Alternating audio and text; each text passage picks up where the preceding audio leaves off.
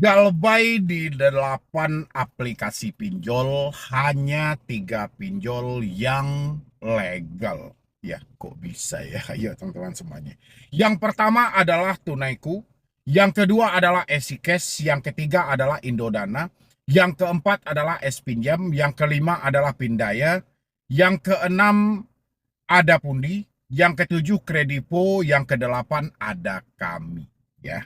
Tapi yang hebatnya teman-teman semuanya, di 8 aplikasi tadi itu, cuma 3 pinjol saja yang legal, yaitu Indodana, Shopee, Kredipo.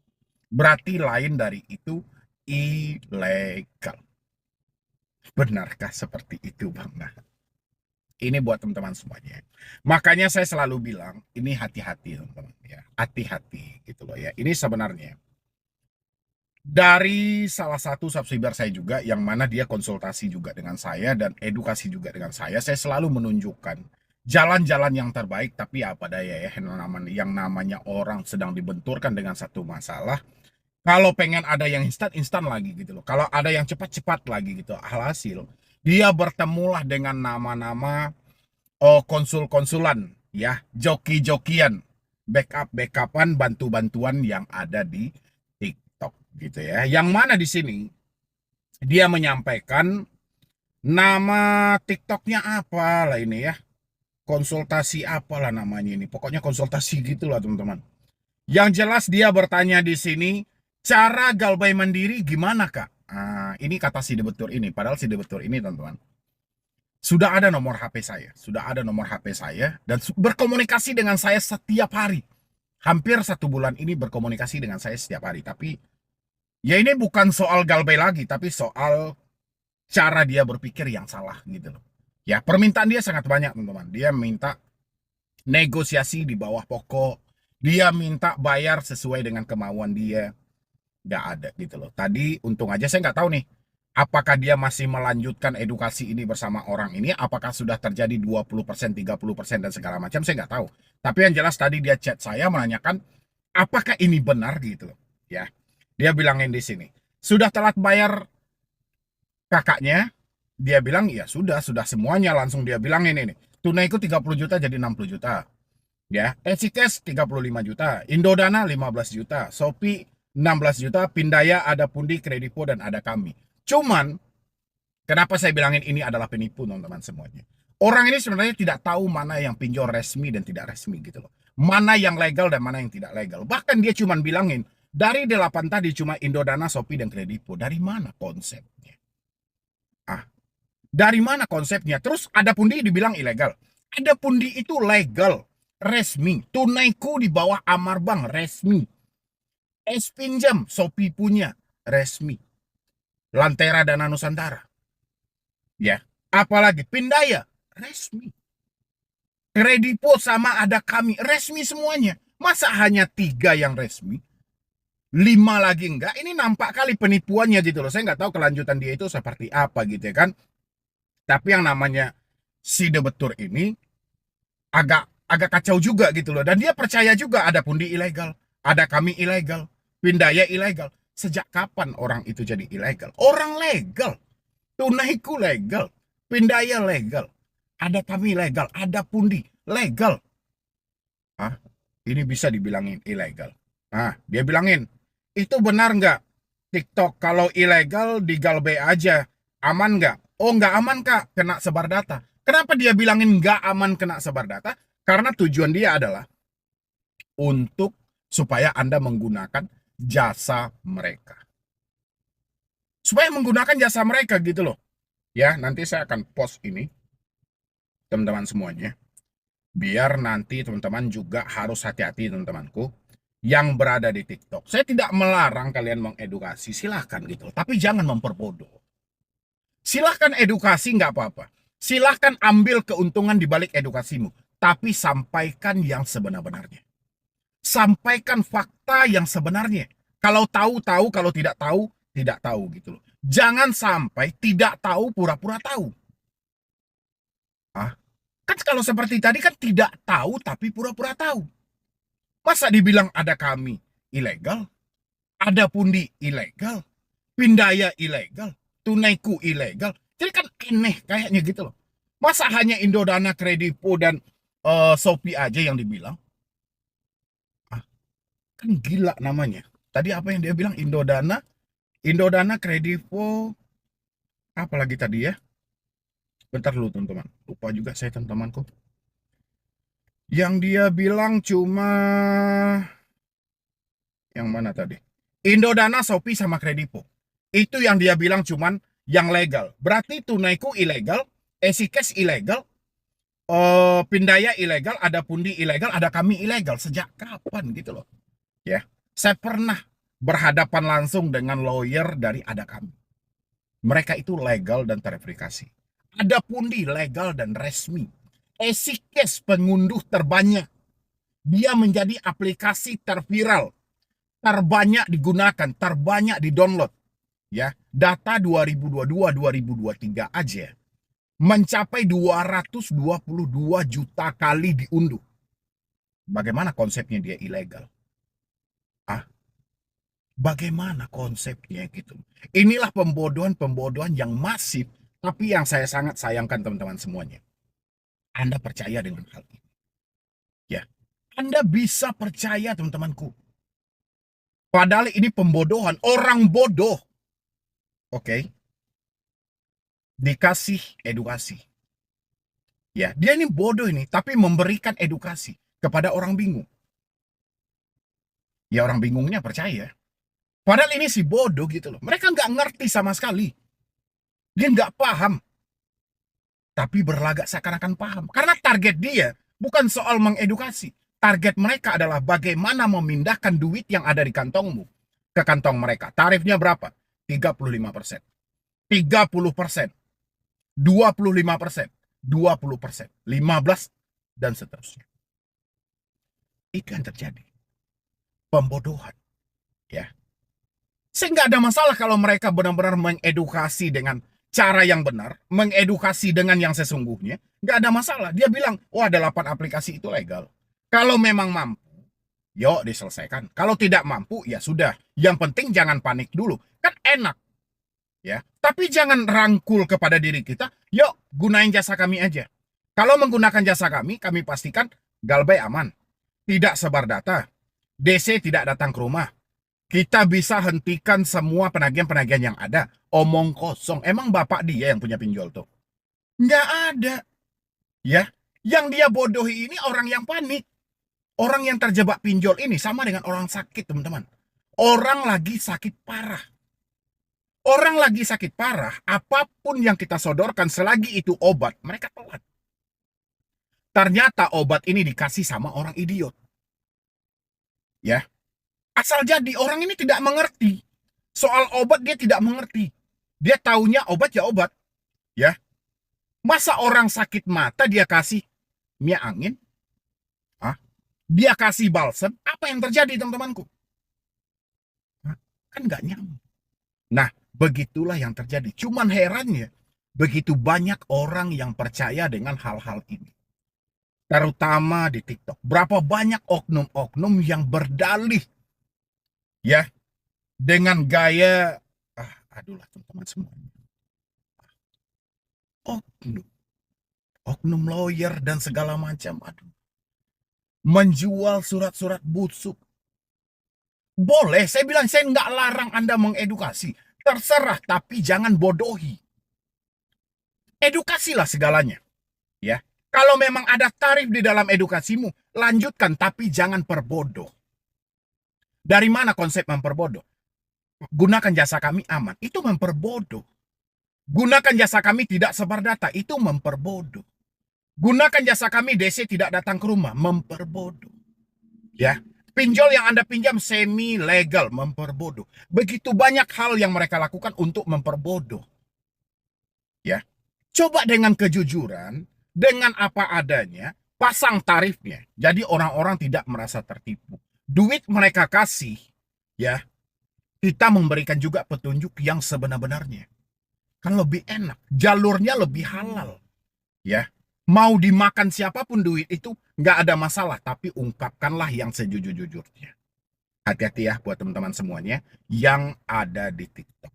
dengan modus-modus. Dan modus-modus seperti ini tolong dihentikan. Carilah rezeki itu dengan cara yang benar.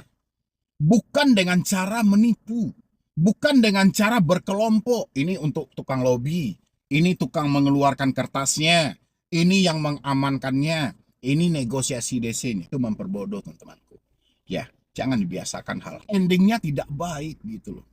Ya, endingnya tidak baik. Orang ini di atas yang sebenarnya. Mereka sudah berada di titik yang buntu. Mereka sudah berada di titik yang melelahkan. Ya, jadi jangan diperbodoh lagi. Ini enggak. Bisa dia hafal juga, ini ada DC, ini tidak ada DC, ini ada DC, ini tidak ada DC, ini datang ke rumah, ini tidak datang ke rumah, ini datang ke rumah, tidak datang ke rumah. Ini ada slik, ini tidak ada slik, ini ada slik.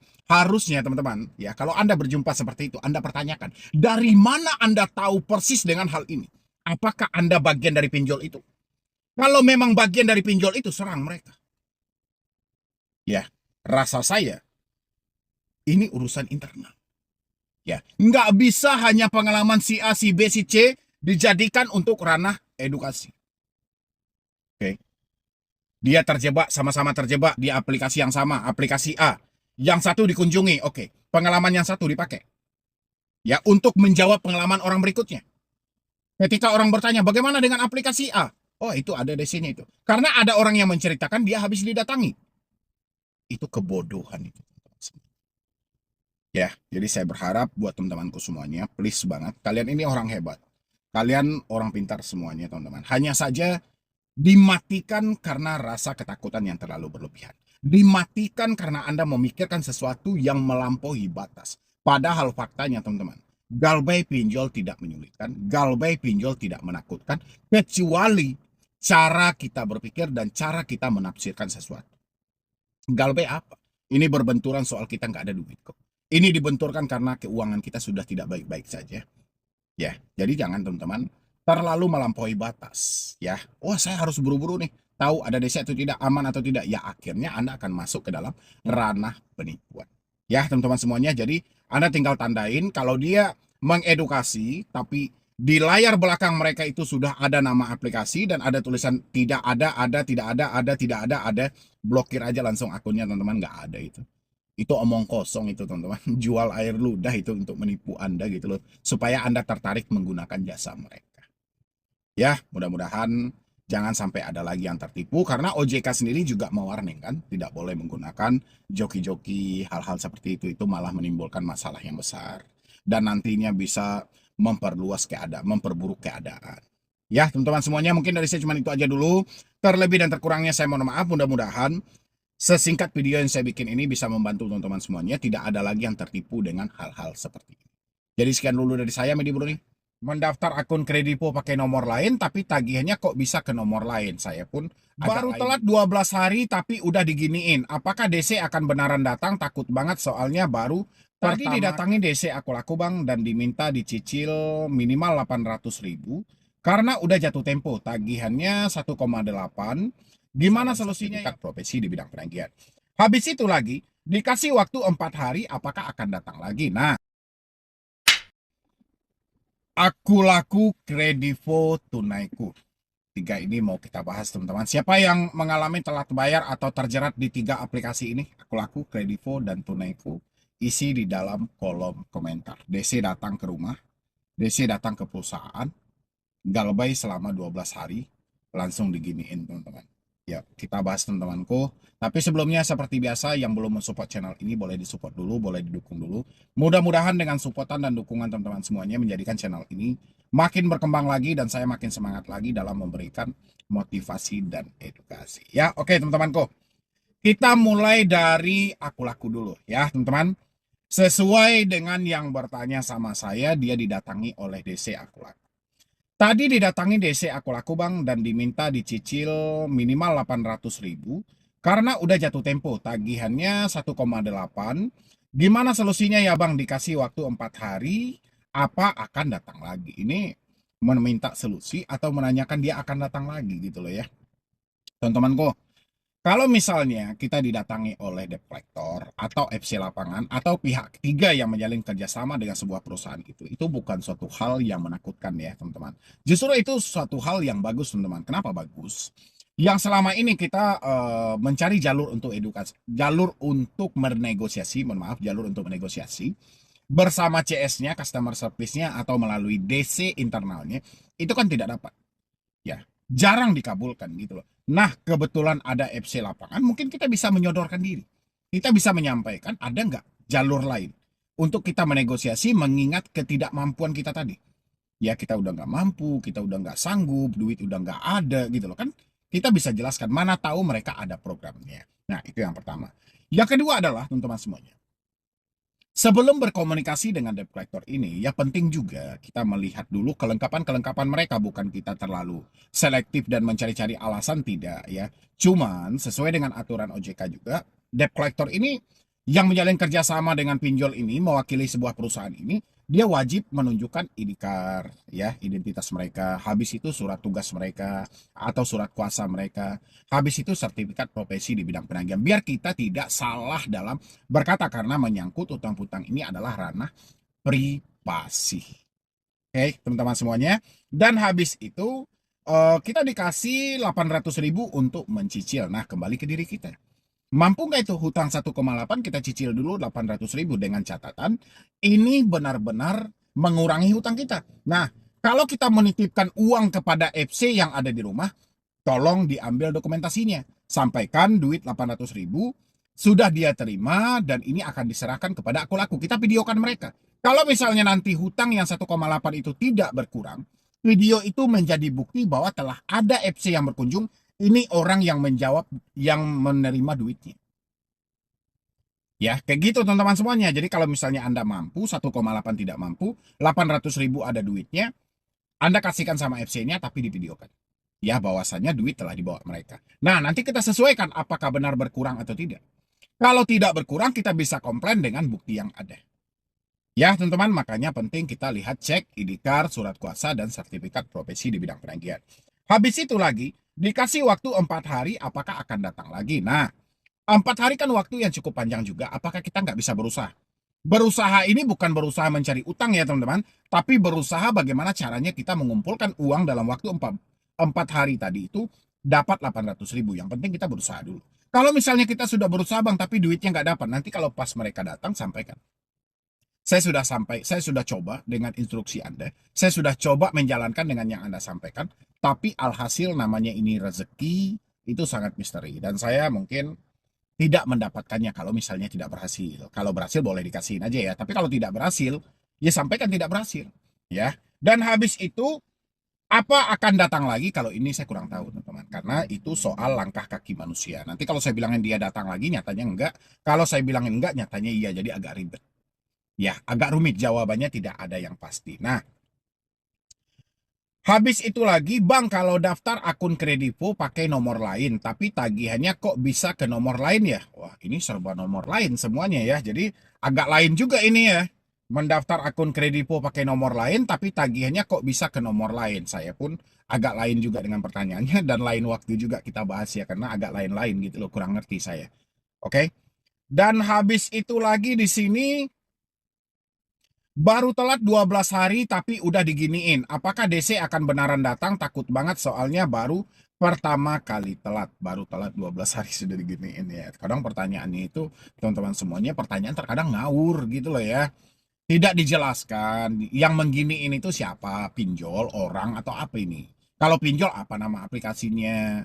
Ya kalau orang siapa itu orangnya. Jadi biar detail dan biar jelas. Nah, hari habis itu di sini saya telat bayar di tunaiku dan FC mengancam akan datang ke perusahaan, apakah ini diperbolehkan? Nah, ini teman-teman semuanya, ini aturannya juga.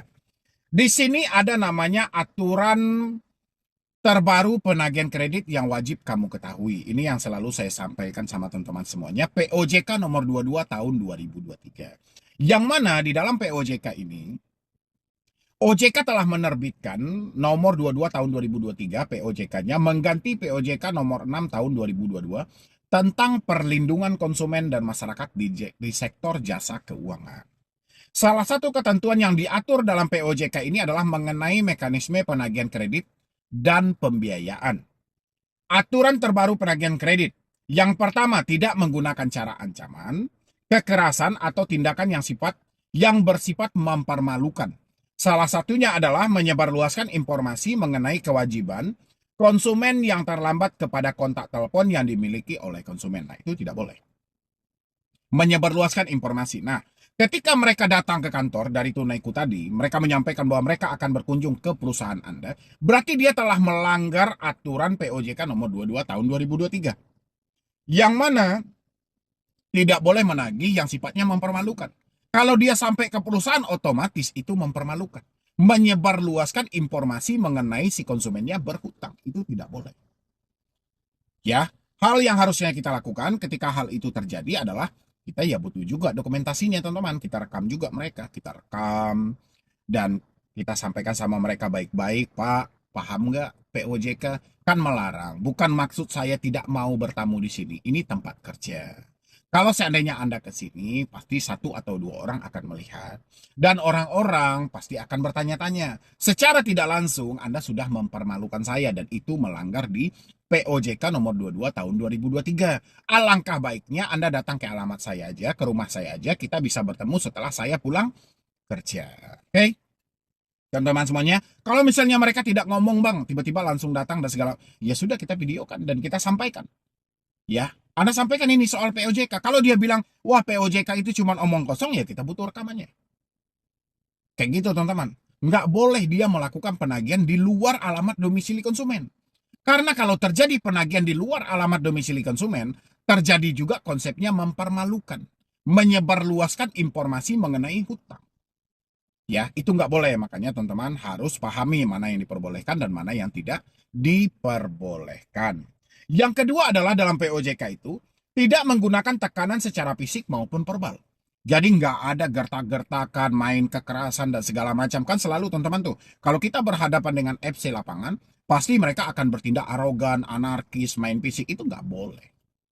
Ya, dia mencaci maki aja secara verbal ini nggak boleh. Menekan secara verbal aja melalui suara nggak boleh. Ya, karena mereka itu cuma ditugaskan untuk menjemput tagihan. Nggak ada ditugaskan melakukan penekanan. Nggak ada ditugaskan untuk adu jotos. Nggak ada. Bentrok fisik nggak ada. Makanya kita harus paham-paham dulu teman-teman semuanya. Aturan demi aturan, bukan kita malah tertumpu. FC datang ke rumah, FC datang ke rumah. Bukan seperti itu. FC datang ke rumah silahkan. Asalkan mereka masih dalam pengawasan, dalam aturan yang berlaku. Tapi kalau mereka keluar dari aturan yang berlaku, baru kita tindak tegas juga mereka. Siapa yang menyuruh mereka untuk melakukan tindakan seperti itu? Karena itu adalah hal yang dilarang. Kenapa mereka melakukannya? Ya, seperti itu teman-teman. Jangan pernah kita takut untuk berargumentasi. Ya, jadi poin nomor 2, tidak menggunakan tekanan secara fisik maupun verbal. Untuk poin nomor 3, tidak menagih kepada pihak selain konsumen. Nah, ini juga teman-teman. Kan biasanya DC-DC itu, si DC internal nih ya, selalu menghubungi perusahaan Anda, menghubungi HRD atau teman kantor Anda. Otomatis, dia akan menyampaikan soal hutang-hutang atau menitip pesan. Sementara poin 3 dari POJK tersebut tidak menagih kepada pihak selain konsumen. Ya, sedang ke kondar aja tidak boleh, apalagi di luar ya teman-teman semuanya. Jadi jangan mau kita diperbodoh dengan hal-hal seperti itu. Oke? Di poin nomor 4, teman-teman, tidak menagih secara terus-menerus yang bersifat mengganggu. Kita ditelepon secara terus-menerus teman-teman, sehingga handphone itu berdering tanpa henti. Matinya telepon itu kalau baterainya sudah habis, baru berhenti berdering. Tapi selagi baterainya masih ada, tidak berhenti berdering. Itu tidak boleh teman-teman semua. Ya, kalau hal itu mereka lakukan, menagih secara terus-menerus yang mengganggu, itu Anda harus catat nama aplikasinya. Nanti itu juga kita butuhkan untuk Anda melaporkan kepada otoritas jasa keuangan, teman-teman. Biar Anda mendapatkan jalur yang tepat untuk Anda mengatasi ini semuanya buat ke depannya. Ya, misalnya mereka mengchat bukan main banyaknya, atau telepon tanpa henti, gonta-ganti nomor setiap hari. Ya, teman-teman cari tahu nama aplikasinya apa, hentikan pembayarannya. Oke, teman-temanku, tapi simpan buktinya ya, buktinya jangan sampai nggak disimpan. Poin nomor 4 yang tidak boleh dilakukan, ya, kita lihat dulu. Iya benar, poin nomor 4. Mana tadi itu ya? Yang satu, dua, tiga. Oke, poin nomor 5 teman-teman, mohon maaf. Poin nomor 5 di sini, ya, penagihan di tempat alamat domisili konsumen. Nah, ini dia yang teman-teman takutkan tentang tunaiku yang mau mengancam datang ke perusahaan. Tidak diperbolehkan. Penagihan hanya boleh dilakukan di alamat domisili Anda. Di mana domisili Anda berada hari ini. Ya, perusahaan itu bukan domisili. Perusahaan itu tempat kita bekerja, bukan domisili. Oke, jadi cuma diperbolehkan ke alamat dan domisili. Tapi bukan berarti teman-teman harus menghindar. Ya, mentang-mentang mereka cuma diperbolehkan ke alamat dan domisili, teman-teman nggak pulang-pulang. Ya, selalu menghindar dengan berbagai macam alasan, nggak boleh.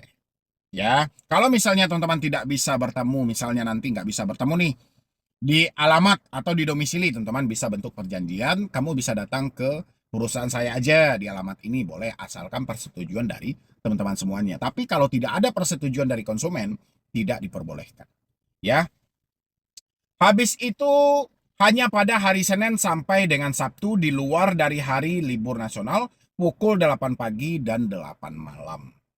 Untuk penagihan di luar tempat domisili konsumen, pada waktu yang diatur di atas hanya dapat dilakukan dasar persetujuan perjanjian dengan konsumen terlebih dahulu. Nah, itulah teman-teman kurang lebih dari aturan POJK nomor 22 tahun 2023. Kalau Anda mendapatkan ancaman, ada debt collector pinjol yang mau berkunjung ke perusahaan Anda, kalau Anda menyetujui, nggak ada masalah. Tapi sejauh Anda tidak setuju, itu tidak diperbolehkan, teman-teman.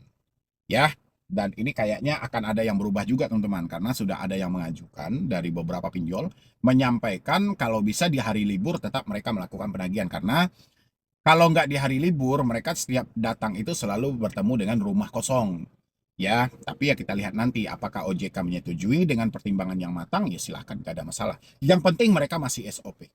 FC itu bukan suatu yang menakutkan teman-teman. Yang menakutkan itu karena kita tidak mampu jujur dan terbuka. Itu yang paling menakutkan. Selagi kita masih mampu jujur dan terbuka, ikhlas menerima kenyataan hari ini, insya Allah semuanya baik-baik saja. Apapun pinjolnya, santai-santai aja teman-teman. Ya, yang lain teman-teman yang mau melanjutkan edukasi boleh di nomor yang tertera di layar Anda. Anda bisa hubungi admin saya nanti. Mau konsultasi langsung sama saya boleh, mau bergabung di grup WhatsApp boleh, biar saya bisa mengedukasi Anda, menunjukkan jalan yang tepat bagaimana Anda untuk keluar dari semua ini. Jadi sekian dulu dari saya, Medi Bro nih. Wassalam.